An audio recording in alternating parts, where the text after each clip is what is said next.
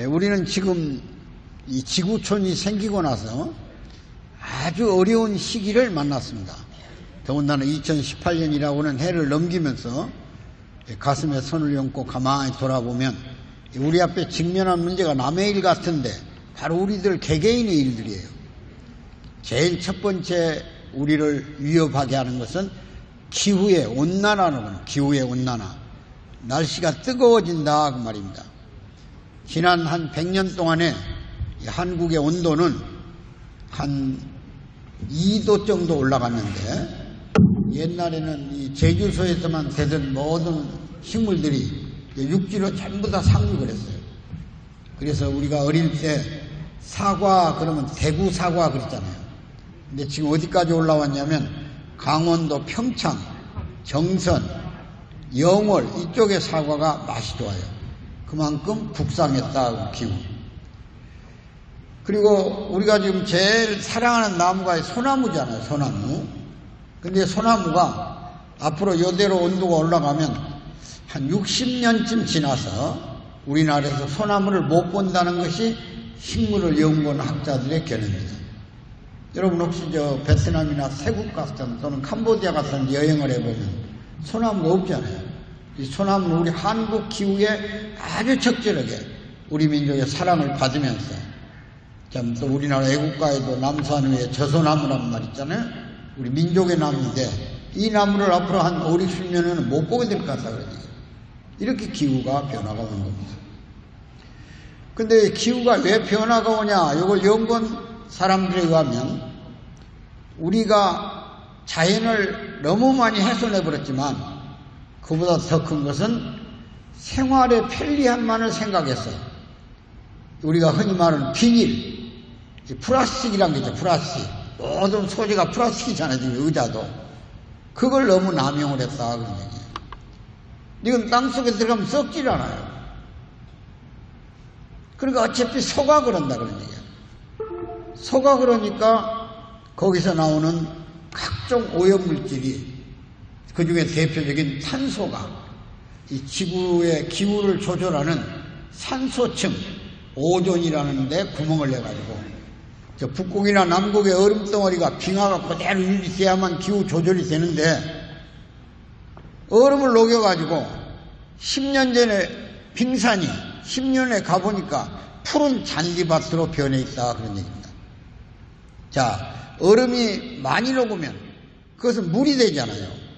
물은 반드시 바다로 가서 바다의 물의 온도의 변화 그리고 물량을 증폭시켜가지고 압력이 강해지니까 미국 가선비의 토네이도, 동남아의 쓰나미, 유럽의 대홍수 그리고 지진의 강도가 높아져가지고 과거에는 그냥 지나칠 지진들이 이 지구촌 한 곳을 완전 전멸시켜버리는 이런 위기에 직면했다 그러니. 여러분 얼마 전에 저 해안가에 큰 고래 한 마리가 뒤집어져 있어요. 그 조사를 해보니까 커피를 마시고 버릴 수 있는 빨대라는 것이 빨대, 대롱. 요게 고래의 코 속에 끼어가지고 고래가 죽었다 그러니까. 거북이들이 저 남쪽 해안에 막 바닷가에 죽어서 허연히 자빠져 있어서 조사를 해보니까 고래 뱃속에서 비닐봉지가 한 뭉탱이씩 나온다 그래요. 이 바닷물에 쓸려가지고 밀려온 비닐 속에 과자가 들었거나 사탕이 들었으면 달짝지근하잖아요. 이게 먹을 건 줄 알고 고래들이, 거북이들이 집어먹어가지고 거북이 떼가 배를 하얗게 넣고 죽어 있어요. 이 비닐이가 뱃속에 들어가지고. 자, 우리는 얼마나 생활이 편해졌습니까? 모든 게 지금 홈플러스나 이마트 가보면 전부 쌀도 비닐 포장해가지고 청결미니 뭐 완전히 씻어서 밥만 하면 된다는 그런 쌀들이 나오잖아요. 옛날 우리가 대로 팔고 보따리로 들고 푸대에다 담아갖고 있는 시절에 비하면 하나도 편해졌죠. 일회용이라는 것들이. 그러나 지금 지구촌은 그것 때문에 기후변화를 일으켜서 환경이 우리를 이제 위협을 하는 거예요. 더 이상 못 살도록. 땅이 산성화되고 비닐이 타 올라가면서 유해물질을 남발해가지고 지금 요즘 말은 미세먼지. 미세먼지 옛날 황사바람 중국에서 저쪽에 중국에 산맥 있잖아, 산맥. 몽골 산맥 같은. 이런 데서 비가 와서 황토물이 흘러가지고 그 물이 증발해가지고 날라와가지고 우리의 옷을 적시고 머리를 힘들게 했는데 지금은 그 황사바람만 밀려오는 게 아니라 중국도 이제 공업화를 하잖아. 산업이 발달하니까. 거기에 각종 기계들이 산소와 같이 올라가가지고 우리를 위협하고 있어요. 앞으로는 미세먼지에서 오는 사망률이 암 사망률보다 더 높아질 것이다. 이게 보이는 거예요. 우리 호흡기에 들어가서 전체 인체를 부셔버리는 거예요. 이게 남의 일이 아니다. 이게 위험한 기후변화에서 오는 환경과 인간의 싸움입니다. 자, 두 번째 위협은 고물가. 물가가 높이 올라가고 또 사람이 좀 더 사치스럽게 살라고 하다 보니까 이 검소지를 못해요. 그래서 남을 따라가다 보니까 고비용이 지출되는데 직장이 운전하지 않는다든지 또는 소비 습성이 나쁘다 이런 사람들은 굉장히 위협을 느끼고 제일 첫 번째 단행하는 것이 결혼을 거부해버린다. 이 결혼을 거부하니까 애들이 나올 수가 없죠. 그걸 우리는 이름하여 인구절벽이라고 합니다. 인구절벽. 적어도 여러분이 한 가정을 이루면 여기 한 가정을 강조한 이유도 거기에 있지만 두 남녀가 만나서 한 가정을 만들잖아요. 그런데 적어도 2명은 낳아주어야만 가정의 계대가 이어져 갈 거 아니에요. 그래야 생산인구가 따라오고 산업이 발전하고 다 그러잖아요. 산업 발전에 가장 기본이 되는 게 자본, 기술, 노동이잖아요. 자원이고. 근데 인구가 안 나온다 이게. 지금 개발도상 국가들 OECD라고 한 33나라가 있는데 그 세 나라에서 통계를 보니까 저출산율에서 대한민국이 제일 꼴찌로 나와 있다 그러죠. 얼마 전까지만 해도 1명 낳고 조금 더 난 줄 알았더니 어제 통계를 보니까 0.9명, 1명이 무너져 버렸다 그런 얘기야. 한 가정에 1명도 안 난다 그런 얘기야. 어떻게 지구촌이 유지하고 우리 한반도가 지속성을 가질 수 있겠습니까? 이게 어려운 거예요. 인구학자들은 80년 후에 대한민국의 인구를 1,500만 명으로 봅니다. 1,500만 명. 자, 수명은 늘어났어요. 의료시설도 좋아가지고 건강도 관리되니까. 근데 젊은이가 안 나오면 생산인구가 따라오지를 못하니까 소비인구가 많아져가지고 감당하기 어렵게 된다, 이게. 이거 위험한 거예요, 아주. 그것도 위험한데 더군다나 회개한 일들이 벌어지고 있어요. 점잖은 말로 성소수주의자라고 그래요. 성소수주의자. 남자끼리 결혼하고 여자끼리 결혼해서 살겠다는 거야. 이 회개한 일 아니요. 천지 창조의 질서 파괴지.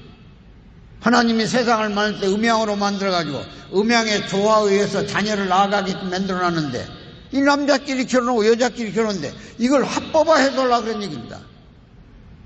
제도화 해달라 그 말이에요. 법적 보장을 해달라 그런 얘기. 이런 지금 서울 광화문에서 날마다 대모하고 있어요.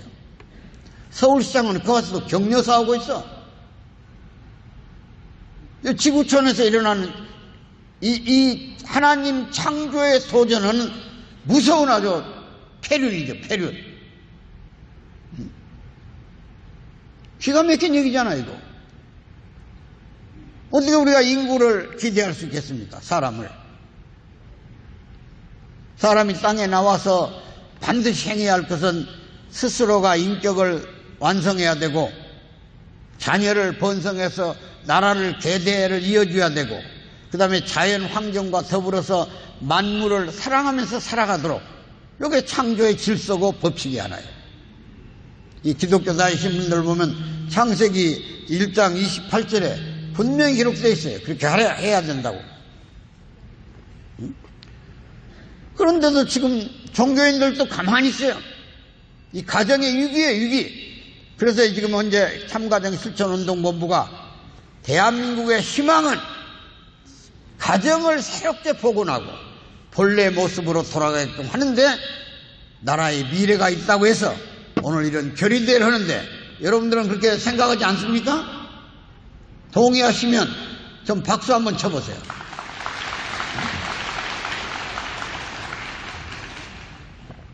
이 회개한 일이잖아요.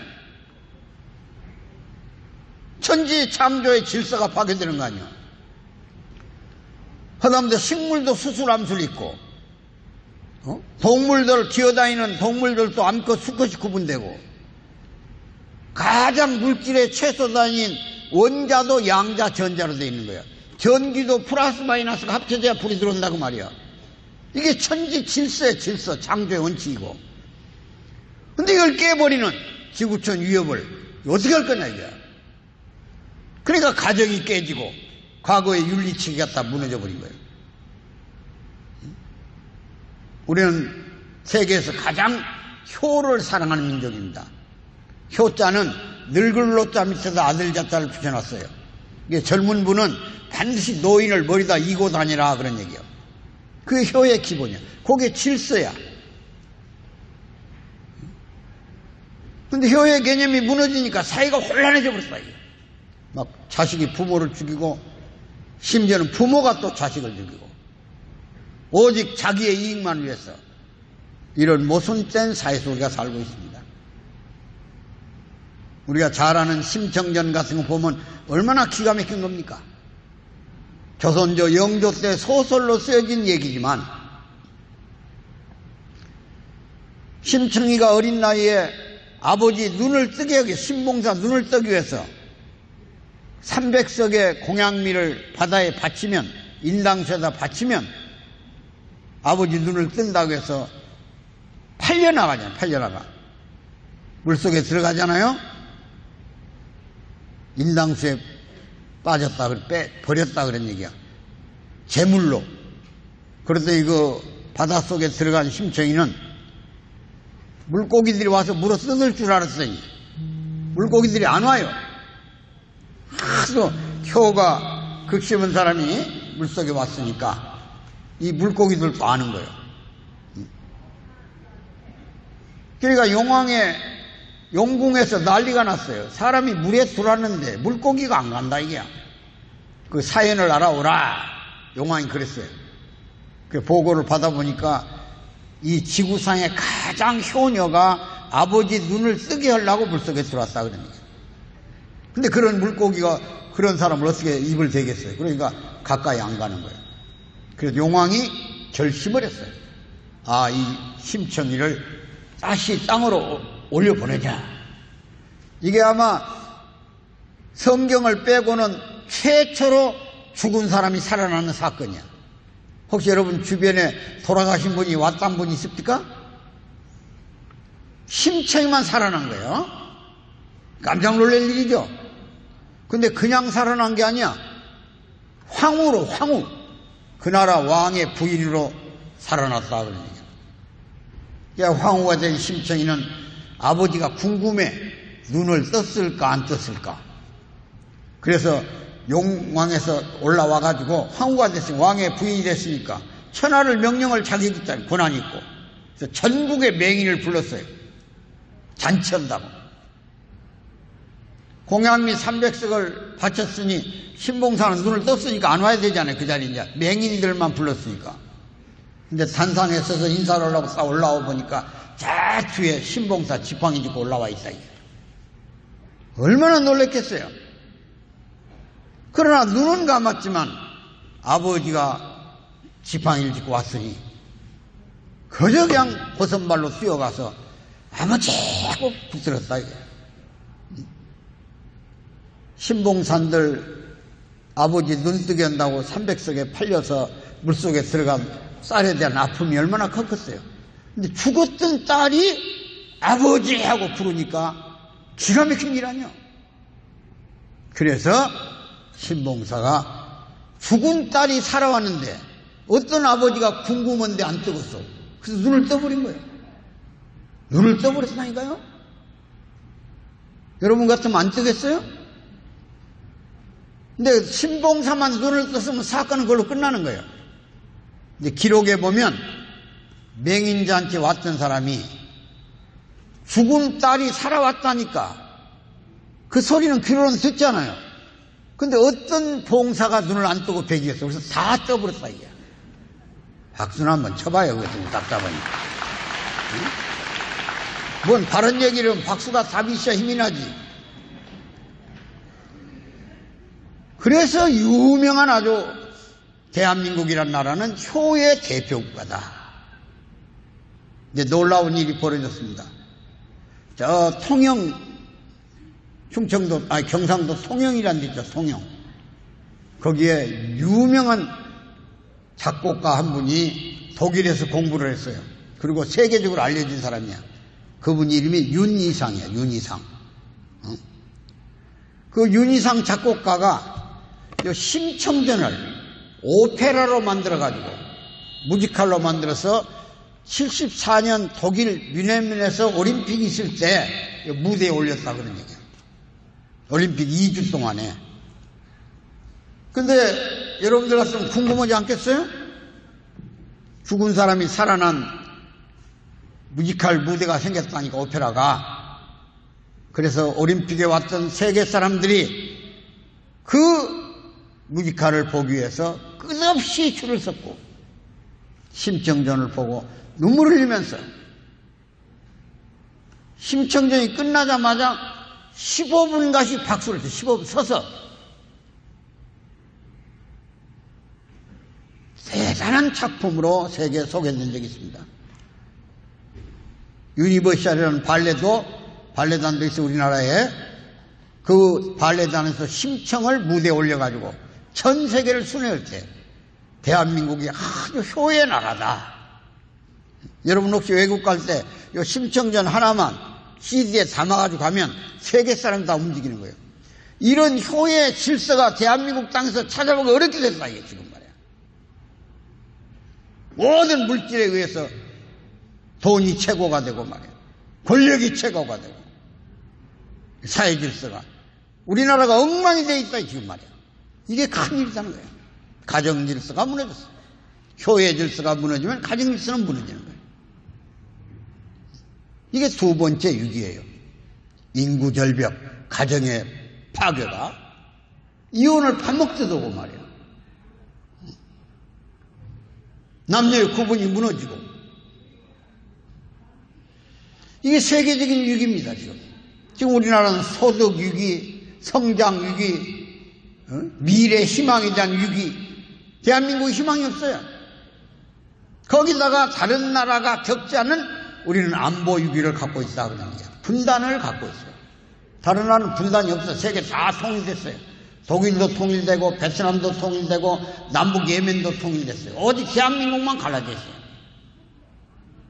그러니까 우리는 미래가 없어요. 지금 현재 나라가 갈라져가지고 북으로 가는 길이 막혀있어요. 우리나라는 섬나라예요. 지금 몰라서 그런지. 제가 평양에 갔을 때 김용숙이라고 아태 위원장 통전부 부장을 지냈던 북한의 실세가네, 김용순이. 제가 2002년 얘기인데 같이 식사를 하는데 날들어 그러더라고요. 남조선은 섬입니다. 북한 놈이. 그래서 나 그때 알았어요. 섬이란 걸. 왜 섬입니까? 그랬더니 우리가 길 안 열어주면 육로로는 못 갑니다. 북한이 길 안 열어주면 못 가잖아요. 우리 철도가 가요, 도로가 가요. 비행기도 못 가잖아요. 그러니까 당신들이 섬이니까 육지 노릇을 하려면 공화국을 좀 도와줘야 됩니다. 북한을 도와줘야 된다는 거야. 철도도 놓고 도로도 놓고 당신들이 해라 이거야. 섬 사람이 육지로 올라오려면 자기들이 다리 놓고 올라오라 그런 얘기입니다. 나 거기서 알았어요, 섬이란 걸. 나 이 땅에 살면서 별로 불편하지 않고 그러니까 뭐 불편한 게 없는데 우리가 섬이란 고독을 느낄 필요가 없잖아요. 그렇게 북쪽 사람들은 다담하게 아주 우리 길을 막고 있으라고. 이걸 뚫어야 됩니다. 그렇지 않으면 미래가 없어요, 우리에게. 근데 지금 여기 나이 드신 어르신들은 어쨌든 통일을 해야 된다면 다 마음을 모을 겁니다. 통일해야지. 나라가 갈라져서는 안 되지. 민족이 갈라져서는 안 되지. 근데 요즘 젊은이들 만나보니까 통일을 왜 하냐는 거야. 왜 하냐고 그래요, 왜. 그래서 왜 안 하려고 그러냐. 그래서 세 가지를 딱 얘기하더만요. 첫째는 혼란이 온다. 남북을 합쳐놓으면 혼란이 와. 뭐 그 젊은이 말이 너무 과격하더만. 북한 거짓새들이 몰려온다고 하더만. 거짓새. 뭐 그 헐만은 또 헐만한 얘기죠. 왜냐하면 우리하고 국력 차이가 60배 차이가 나니까. 동서독은 4배 차이밖에 안 되는데도 한 20년 고통을 겪고 이제 제자로 돌아갔는데, 남북한이 통일되면 북한의 경제력이 우리의 60분의 1밖에 안 되는데, 옛날 우리 6.25 전쟁 때보다 처참해요. 가보면 도로 포장도 안 돼 있고 하루 종일 돌아다니는 자동차 한 2대 봐 추럭. 시골에 가면. 그러니까 옛날 6.25 전쟁 때 우리가 도락구라고 막 엔진 돌려서 가는 거 이런 거 본 일 있잖아요. 전쟁차, 군인차나 봤지. 그러니까 젊은이 얘기가 거지 같은 놈들이 몰려와서 혼란이 일어난다 이게. 그러니까 통일할 필요 없다 그런 얘기입니다. 두 번째, 그 비용을 어떻게 감당하려고 통일하냐 그런 얘기야. 그래서 자네는 비용이 얼마나 든다고 생각하나 그랬더니 1990년에 통일된 독일이 2010년, 그러니까 20년 만에 통일 비용을 계산해 봤더니 한국 돈으로 약 3천조가 들어갔다. 3천조. 그럼 우리 국가 예산이 지금 한 470조 되니까 3분의 1 예산을 북한 사람한테 써도 모자란다 그러면 연간 200조씩을 써야만 15년을 써야만 3천조잖아요. 그러니까 20년 계산해도 우리는 북한은 동서독은 4배 차이인데도 3천조를 썼는데 아까 북한은 60대 1이니까 뭐 7천조. 정신없이 북한에다 퍼부어야 된다 이게.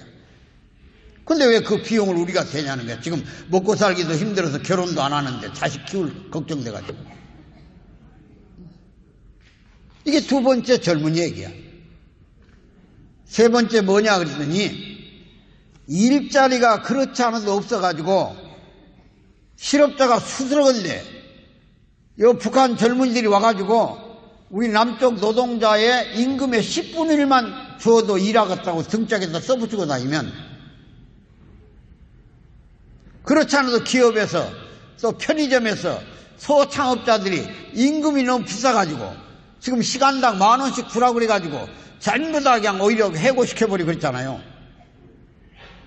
근데 북한 애들은 우리 돈으로 지금 어느 정도 임금을 받냐, 한국 사람 비교해서 북한 돈으로 한 2,500원 정도 받는다니까 한국 돈으로 따지면 많이 주면 한 3만원 내지 4만원, 한국 돈 4만원을 받아요. 북한에서 임금이.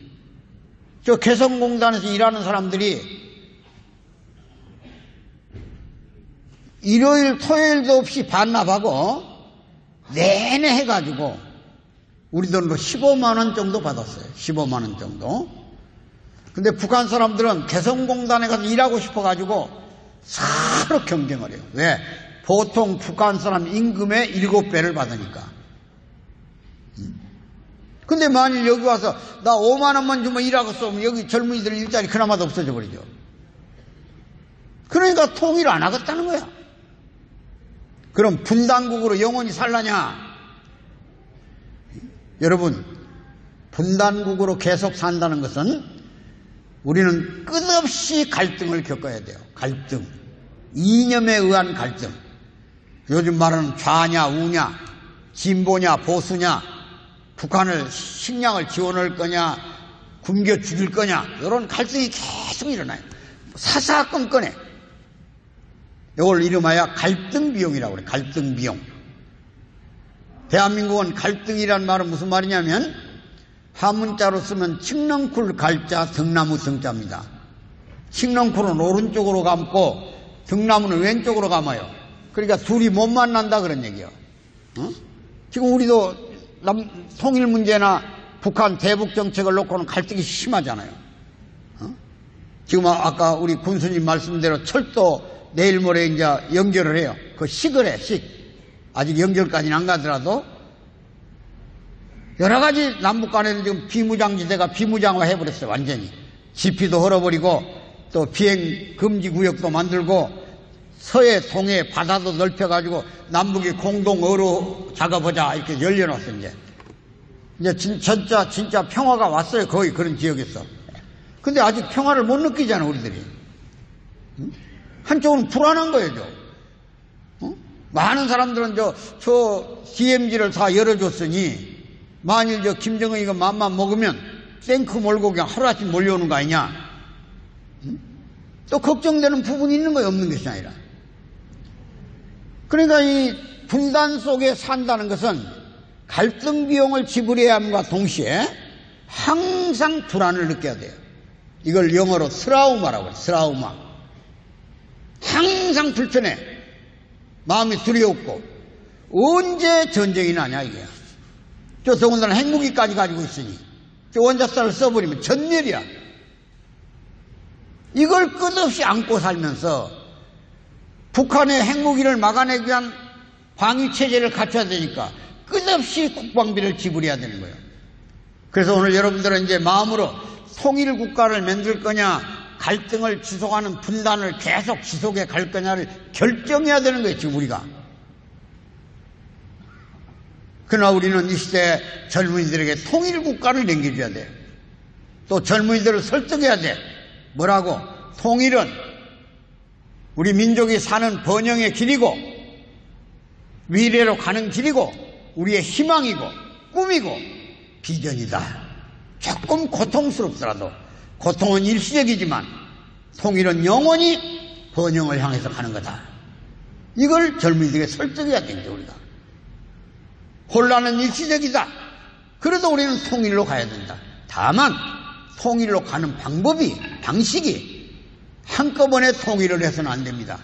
적어도 남북 간에는 50년 정도, 멀면 100년 정도의 분단 과정을 소화해야 돼요. 동서독은 서로 전쟁도 안 했고 그 다음에 서독이 동독을 끝없이 지원해가지고 동독 사람들이 서독의 텔레비전을 보면서 아 우리도 저런 나라가 같이 살았으면 그런 생각을 했어요.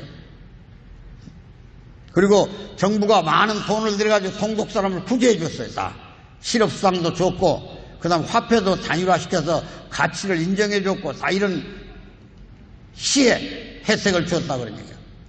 근데 남북 간에는 전쟁도 하고 지금도 총칼을 들고 늘 남조선을 침공하고 있잖아요. 그쪽 사람들은. 그 해방한다고 그러잖아요. 통일한다고 하네. 북한 사람들은 해방한다 이게 남조선을. 그 천재 조건이 미국만 내보내버리면 자동적으로 해방된다 이렇게 알고 있어요 사람들. 그러니까 우리 민족끼리 그 말 속에 미군이 나가라 그 말이에요. 우리 민족끼리. 그 다음 백두에서 한라까지 백두산에서 한라까지 북쪽이 통일을 해야 된다 이게야. 그리고 통일을 안 하더라도 북쪽이 요구하는 연방제 통일을 해야 돼. 연방제 국가를 만들어야 된다 그런 얘기야. 일민족 일국가라고는 이런 아주 정치적으로 어려운 문제 앞에 우리가 직면해 있어요. 지금 우리 문재인 대통령은 어쨌든 북한 잠자는 저것들을 깨워가지고 자유 대한민국 품으로 오게 해서 전쟁만 없애자. 그래서 평화를 만들어 놓고 오랜 기간 동안 왔다 갔다 하다 보면 어느 날 후손들이 통일의 그날을 포착할 거 아니야. 이렇게 생각하고 있는 거예요. 근데 그걸 또 올해 공산당을 잘하는 사람들은 불안하다, 불안해. 그래서 지금 분립돼가지고 충돌이 일어나고 태극기 부대하고 촛불 부대가 충돌하는 거예요. 광화문에서. 이걸 극복하지 않으면, 이걸 남남 갈등이라고 그래요. 이걸 극복하지 않으면 미래가 없고 희망이 없고 젊은이들의 꿈이 없어요. 더군다나 지금 세계는 거칠게 4차 산업혁명에 들어와 있어요. 4차 산업이란 뭐냐? 기존의 모든 산업제도가 바뀌는 거예요. 예를 들면 이런 겁니다. 18세기에 영국에서 방직기계라는 게 나와서 방직기계. 배를 자동으로 짜는 거. 그러면 방직기계가 나오기 전에는 뭘로 배를 짰겠어요? 배틀에 앉아서. 어머니들이 배틀에 앉아서 옛날 다 배 짜는 거 아시잖아요. 수동으로 발로 이렇게 움직이면서. 그러면 배를 짜가지고 발로 배를 짜가지고 시장에 필요한 양이 하루에 1000필이다. 그러면 1000명의 노동자가 동원돼야만 1000필을 공급해 주는 거예요. 근데 방직기계가 나왔어요. 기계에는 사람 10명만 붙으면 1000필을 짜내요. 그럼 뭐가 생겼을까요? 이름하여 대량 실업이 생긴 거야. 기계가 배를 짜니까 10명이 1000필을 짜내요. 배틀에 앉아서 어머니 1000명이 짜야 할 배를. 그러니까 실업자가 됐죠, 나머지가.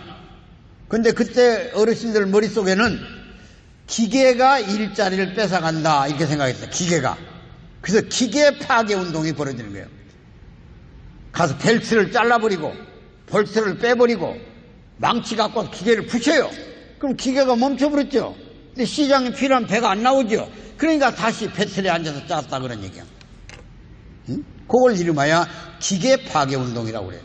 자, 알아들으시면 알아들으신다고 박수 좀 쳐보세요. 응?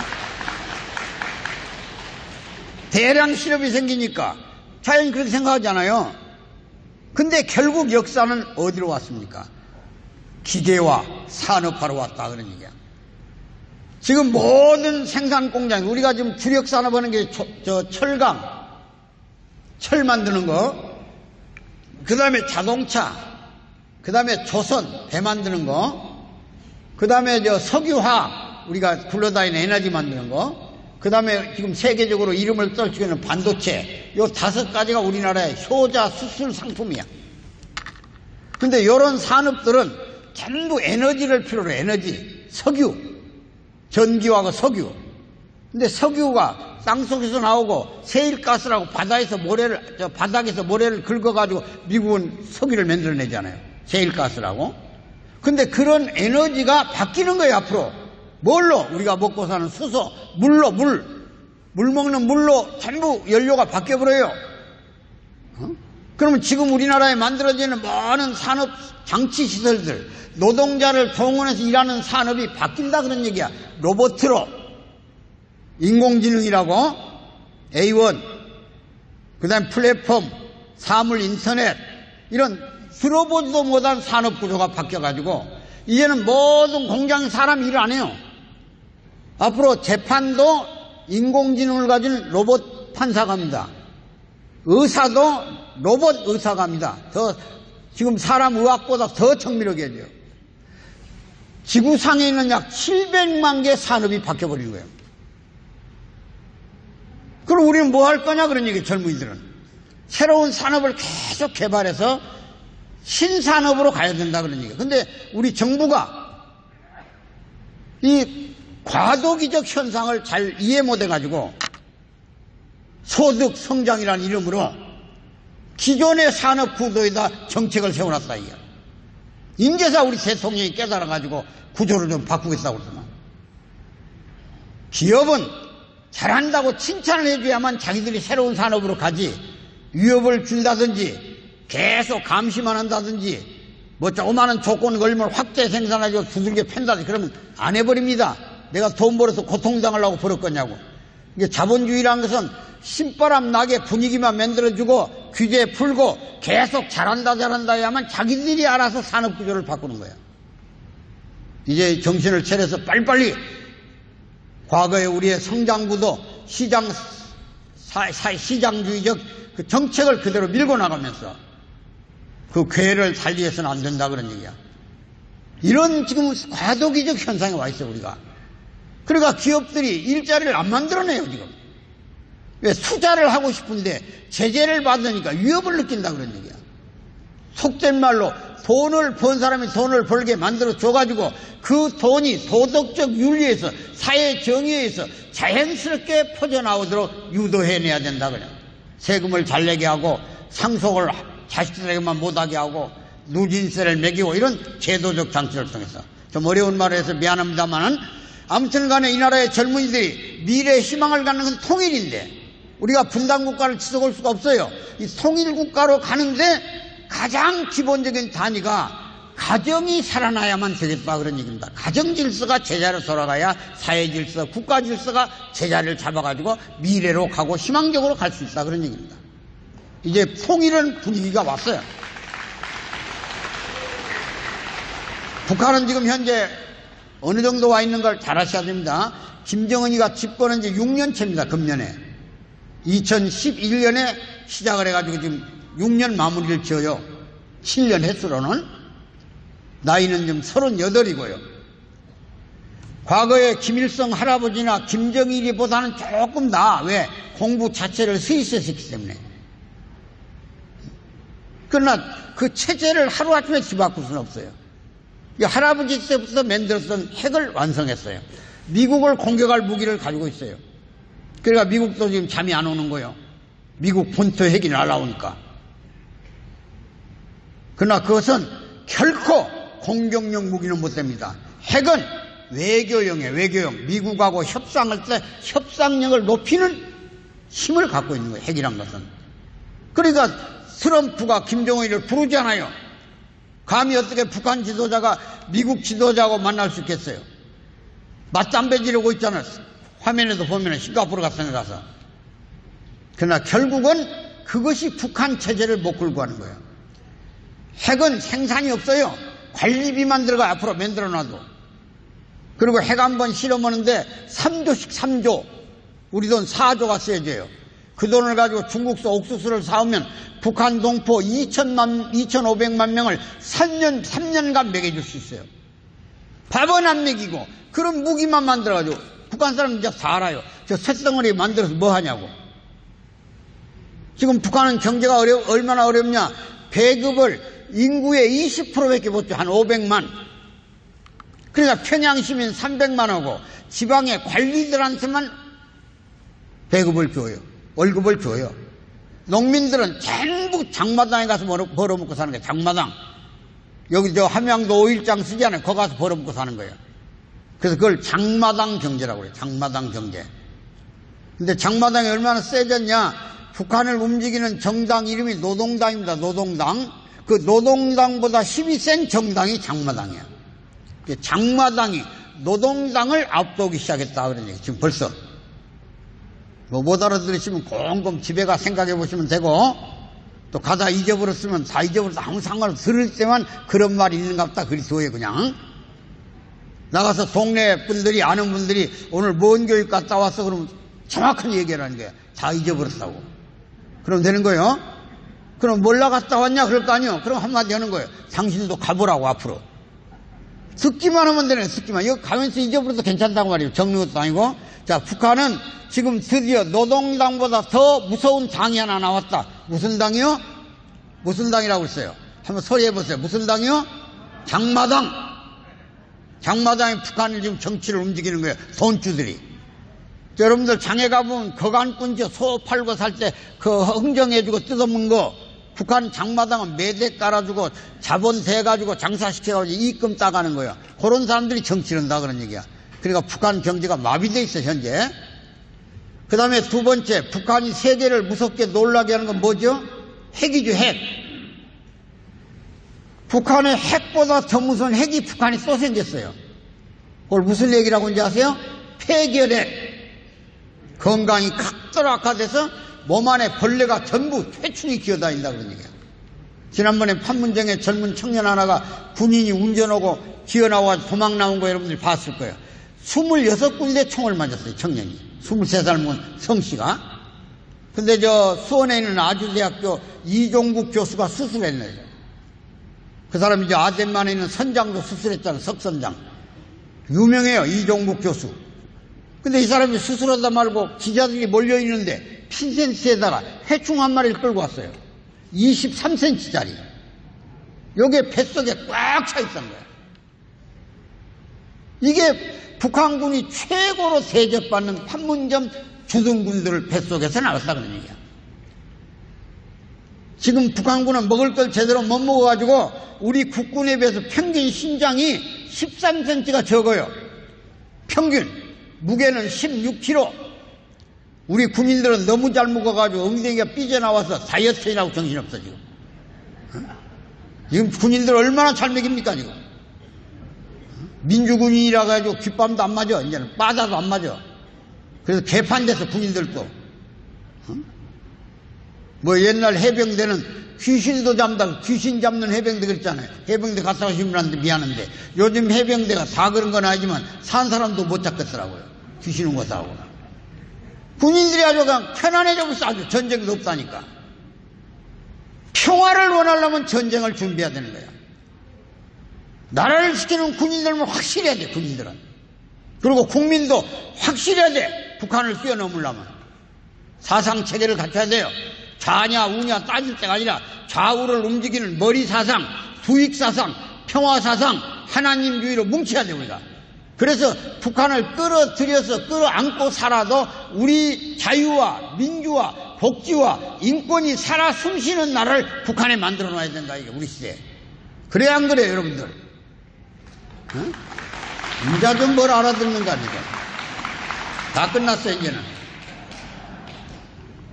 그래서 결론을 내리는 거예요. 우리가 이 시대에 살아서 해야 할 일. 기후협약, 기후를 산소 배출을 줄이기 위해서 편안한 것을 좀 줄여보자 그런, 비닐을 쓰는 걸 좀 줄이자 그런 얘기야. 봉투를 종이봉투로 매대를 벼이싹으로 만든 매대를 들고 가서 쌀을 사고, 이런 운동이 안 일어나면 지구촌 못 살아요. 그런 운동 해야 됩니다. 그 다음에 자식들 결혼시키면 반드시 자녀를 낳으라고 권고해야 돼. 그래서 할머니들이 너희들끼리 살아라고 팽개치지 말고 좀 필요하면 손자들도 돌봐주고, 어차피 100세까지는 살 거 아니에요. 100세 넘어 살아요. 요즘은 죽을 수가 없어서 길거리에 자빠져 있어서 살려놓잖아요. 119가 모셔다가. 그리고 또 저 나라에서 데리러 와도 안 가면 되는 거야. 100세 인생 노래가 있잖아요. 저승사자가 와서 데리러 오면 자존심 상해서 못 간다고 전해라 그러면 안 오는 거야 사실은. 또 데리러 오면 내가 알아서 갈 테니까 오지 마라 그러잖아요. 그러니까 건강하게 사시면서 손주들 보살펴 주자 이게 사실. 그리고 상당하게 용돈 내놓으라고 그러고 자식도 용돈 안 주고 혼내야 돼. 그래서 건강 관련돼 쓰시고 여행도 가고 가정을 다시 일으키는데 여러분이 협조해 달라 그런 얘기야. 그거 안 하려면 나이 드신 어르신들이 아기를 낳든지 방법이 없잖아요. 그렇게 해야 돼요. 그러니까 자기들 집안의 자녀들이 결혼 포기 안 하도록 연애도 하도록 권고하고, 그 다음에 가정을 잘 이끌어주면서 애기 낳아라 내가 책임지 마 그러라고 말이야. 그 대신 용돈을 내놔라. 그냥 책임지지 말고. 그래서 자녀를 낳아서 계대를 이어줘야 나라가 영원할 거 아니요. 그 다음에 우리 시대 기풀고 통일해야 된다. 통일. 북한 얼마나 불쌍해요. 재판 절차도 없이 죽여버리고 지 마음에 안 든다고 그냥 기관총으로 갈겨버리고 말이야. 이러는 법이 어디 있어. 그래서 김정은 체제를 바꿔야 돼. 그것으로. 버르장머리 없는 놈들 말이야. 속된 놈들. 지금 우리가 쌀 주고 비료 준 것이 돈으로 계산해보니까 2조 9,729억이더라고요. 그러니까 3조를 지금 가져가고도 눈 하나 끄떡 하나 미안한 줄을 몰라. 그 다음 연평도 포격하고 천안함 폭침했으면 얼굴빛이라도 미안하게 해야 할 거 아니요. 내가 남조선을 좀 피해를 준 거 국민들 앞에 마음을 아프게 한 건 대단히 죄송하고, 이렇게 오고 남쪽도 와야지 올라면. 사람 같은 놈 같으면. 사람답게 만들어야 돼 저것들도. 그래서 악박할 때는 악박하고 좀 길을 열어줄 때 열어주고, 그래서 남북이 서로 합쳐가지고 평화롭게 사는 건 원칙이야. 그것도 가정이 건전해야 된다 그런 얘기야. 그래서 오늘 여러분들은 참가정 실천 운동본부에 오셔서 참가정을 만드는 것이 미래 대한민국 희망이다. 그 구체적 내용은 우리 장덕봉 교수님이, 강사님이 아주 지난번 강의 들어보니까 잘하시더라고. 그래서 그 강의 한번 잘 들으시고 가다가 잊어버리더라도 다음에 그분들 모시고 올 수 있는 힘을 가지고 오늘 희망 함양 대회를 성공적으로 마치기 바라면서 말씀을 마칩니다. 감사합니다.